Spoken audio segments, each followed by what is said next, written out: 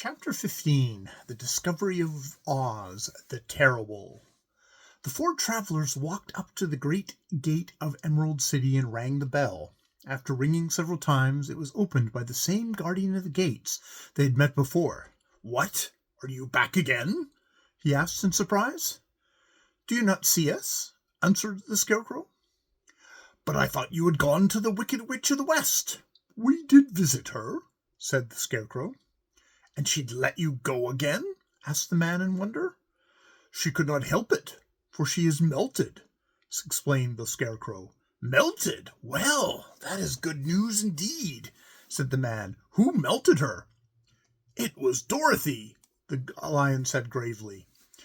"Good gracious!" exclaimed the man, and he bowed very low indeed before her. Then he led them into his little room and locked the spectacles from the great box on their eyes, just as he had done before. Afterwards they passed on through the gate into the Emerald City, where the people heard from the guardian of the gates that Dorothy had melted the Wicked Witch of the West. They all gathered around the travelers and followed them in a great crowd to the Palace of Oz.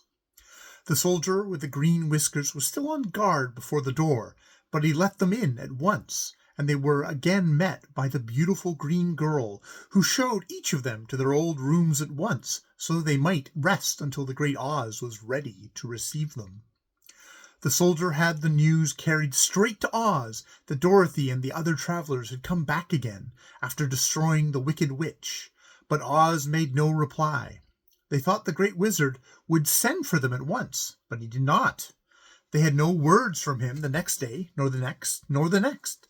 The waiting was tiresome and wearying, and at last they grew vexed that Oz should treat them in so poor a fashion, after sending them to undergo hardships and slavery. So the Scarecrow at last asked the green girl to take another message to Oz, saying if he did not let them in to see him at once, they would call the winged monkeys to help them, and find out whether he kept his promises or not. When the wizard was given this message, he was so frightened that he sent word for them to come to the throne room at 4 minutes after 9 o'clock the next morning. He had once met the winged monkeys in the land of the West, and he did not wish to meet them again. The four travelers passed a sleepless night, each thinking of the gift Oz had promised to bestow on him.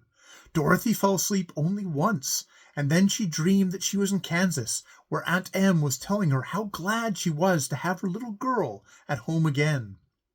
Promptly at 9 o'clock the next morning, the green-whiskered soldiers came to them, and 4 minutes later they all went to the throne room of the great Oz. Of course, each one of them expected to see the wizard in the shape he had taken before, and all were greatly surprised when they looked about and saw no one at all in the room. They kept close to the door and closer to one another, for the stillness of the empty room was more dreadful than any of the forms they had seen Oz take. Presently they heard a solemn voice that seemed to come from somewhere near the top of the great dome, and it said, "I am Oz, the great and terrible. Why do you seek me?" They looked again in every part of the room, and then, seeing no one, Dorothy asked, "Where are you?" "I am everywhere," answered the voice, "but to the eyes of common mortals I am invisible. I will now seat myself upon my throne that you may converse with me." Indeed, the voice seemed just then to come straight from the throne itself, so they walked towards it and stood in a row while Dorothy said, We have come to claim our promise, O Oz." "What promise?" asked Oz. "You promised to send me back to Kansas when the Wicked Witch was destroyed," said the girl. "And you promised to give me brains," said the Scarecrow.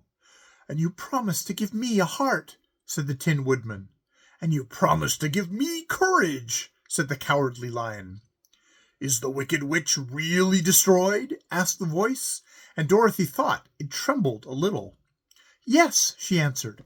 "I melted her with a bucket of water." "Dear me," said the voice. "How sudden! Well, come to me tomorrow, for I must have time to think it over." "You've had plenty of time already," said the Tin Woodman angrily. "We shan't wait a day longer," said the Scarecrow. "You must keep your promise to us," exclaimed Dorothy. The lion thought it might as well might be as well to frighten the wizard. So he gave a large, loud roar, which was so fierce and dreadful that Toto jumped away from him in alarm and tipped over the screen that stood in a corner. As it fell, with a crash, they looked that way, and the next moment all of them were filled with wonder, for they saw, standing just the spot the screen had hidden, a little old man with a bald head and a wrinkled face, who seemed to be as much surprised as they were. The Tin Woodman, raising his axe, rushed towards the little man and cried out, "Who are you?" "I'm Oz the Great and Terrible," said the little man in a trembling voice. "But don't strike me. Please don't. I'll do anything you want. I'll do anything you want me to." Our friends looked at him in surprise and dismay. I thought Oz was a great head." "And I thought Oz was a lovely lady," said the Scarecrow. "And I thought Oz was a terrible beast," said the Tin Woodman. "And I thought Oz was a ball of fire," exclaimed the Lion. "No, you were all wrong," said the little man meekly. "I have been making believe." "Making believe?" cried Dorothy. "Are you not a great wizard?" "Hush, dear," he said. "Don't speak so loudly, or you'll be overheard, and I should be ruined. I'm supposed to be a great wizard." "And aren't you?" she asked. "Not a bit of it, my dear. I'm just a common man." "You're more than that," said the Scarecrow in a grieved tone. "You're a humbug." "Exactly so," declared the little man, rubbing his hands together as if it pleased him. "I am a humbug." "But it is terrible," said the Tin Woodman. "How shall I ever get my heart?" "Or I my courage?" asked the Lion. "Or I my brains?" wailed the Scarecrow, wiping the tears from his eyes with his coat sleeve. "My dear friends," said Oz, "I pray that you not speak of these little things. Think of me, and the terrible trouble I'm in at being found out." "Doesn't anyone else know you're a humbug?" asked Dorothy. "No one knows it but you four, and myself," replied Oz. "I have fooled everyone so long that I thought I should never be found out. It was a great mistake my ever letting you into the throne room. Usually I will not even be seen by my subjects, and so they believe I am something terrible." "But I don't understand," said Dorothy in bewilderment. "How was it that you appeared to me as a great head?" "That was one of my tricks," answered Oz. "Step this way, please, and I will tell you all about it." He led the way to a small chamber in the rear of the throne room, and they all followed him. He pointed to one corner in which lay the great head, made out of some thickness of paper, and with a carefully painted face. "I hung this from the ceiling by a wire," said Oz, "and I stood behind the screen and pulled the thread to make the eyes move and the mouth open." "But how about that voice?" she inquired. "Oh, I'm a ventriloquist," said the little man. "I can throw the sound of my voice wherever I wish, so that you thought it was coming out of the head. Here are the other things I used to deceive you." He showed the Scarecrow the dress and the mask he had worn when he had seemed to be a lovely lady, and the Tin Woodman saw that his terrible beast was nothing but a lot of skins sewn together, with slats to keep their sides out. As for the ball of fire, the false wizard had hung that also from the ceiling, but it was really a ball of cotton. But when oil was poured upon it, the ball burned fiercely. "Really," said the Scarecrow, "you ought to be ashamed of yourself for being such a humbug." I certainly am," answered the little man sorrowfully. "But it was the only thing I could do. Sit down, please. There are plenty of chairs, and I will tell you my story." So they sat down and listened while he told the following tale. "I was born in Omaha." "Why, that isn't far from Kansas," cried Dorothy. "No, but it's farther from here," he said, shaking his head at her sadly. "When I grew up, I became a ventriloquist, and at that I was very well trained by a great master.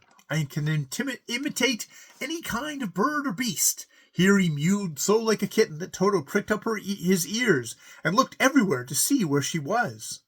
"After a time," continued Oz, "I tired of that and became a balloonist." "What is that?" asked Dorothy. "A man who goes up in a balloon on circus day, so as to draw a crowd together and to get them to pay to see the circus," he explained. "Oh," she said, "I know. Well, one day I went up in a balloon and the ropes got twisted so that I couldn't come down again. went way up in the clouds, so far that a current of air struck it and carried it many, many miles away. For a day and a night I traveled through the air, and on the morning of the second day I woke and found the balloon floating over a strange and beautiful country. It came down gradually, and I was not hurt a bit, but I found myself in the midst of a strange people who, seeing me come from the clouds, thought I was a great wizard. Of course, I let them think so, because they were afraid of me, and promised to do anything I wished them to.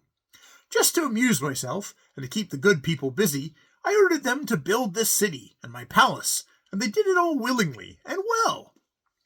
Then I thought, as the country was so green and beautiful, I would call it the Emerald City, and make the name fit better if I put green spectacles on all the people, so that everything they saw was green. But isn't everything here green? Asked Dorothy. No more than any other city, replied Oz. But when you wear green spectacles, why, of course, everything looks green to you. The Emerald City was built a great many years ago, for I was a young man when the balloon was brought me here, and I am a very old man now. But my people have worn green glasses on their eyes so long that most of them think it really is an Emerald City, and it certainly is a beautiful place, abound in jewels and precious metals, and every good thing that is needed to make one happy. I have been good to the people, and they like me, but ever since this palace was built, I have shut myself up, and would not see any of them. One of my greatest fears was the witches, for while I had no magical powers at all, I soon found out that the witches were really able to do wonderful things. There were 4 of them in this country, and they ruled the people who lived in the north and the south and the east and the west. Fortunately, the witches of the north and south were good, and I knew they would do me no harm, but the witches of the east and west were terribly wicked, and had they not thought I was more powerful than they themselves, they would have surely destroyed me. As it was, I lived in deadly fear of them for many years, so you can imagine how pleased I was when I heard that your house had fallen on the wicked witch of the East. When you came to me, I was willing to promise anything if you would only do away with the other witch, but now that you have melted her, I am ashamed to say that I cannot keep my promises." "I think you are a very bad man," said Dorothy. "Oh, no, my dear, I'm really a very good man, but I'm a very bad wizard, I must admit." "Can't you give me brains?" asked the Scarecrow. "You don't need them. You're learning something every day. Baby has brains, but that doesn't know much. Experience is the only thing that brings knowledge, and the longer you are on Earth, the more experience you are sure to get." "That may all be true," said the Scarecrow, "but I shall be very unhappy unless you give me brains." The false wizard looked at him carefully.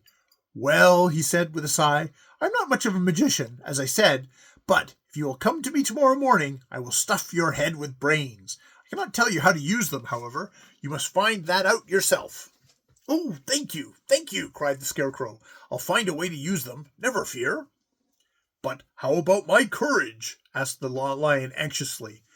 "You have plenty of courage, I am sure," answered Oz. "All you need is confidence in yourself. There's no living thing that is not afraid when it faces danger. The true courage is facing danger when you are afraid, and that kind of courage you have in plenty." "Perhaps I have, but I'm very scared all the same," said the Lion. "I shall be really very unhappy unless you give me the sort of courage that makes one forget he is afraid." "Very well, I'll give you some sort of courage tomorrow," replied Oz.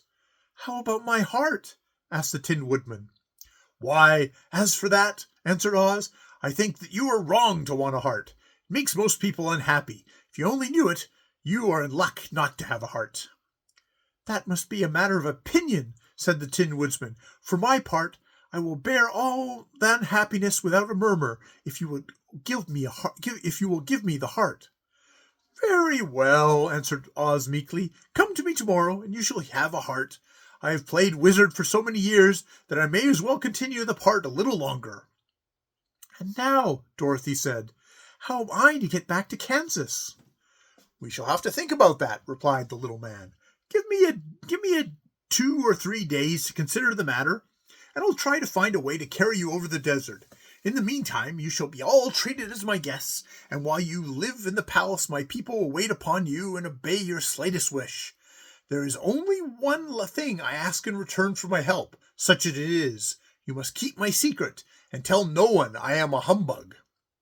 They agreed to say nothing of what they had learned, and they went back to their rooms in high spirits. Even Dorothy had hope that the great and terrible humbug, as she called him, would find a way to send her back to Kansas, and if he did, she was willing to forgive him everything.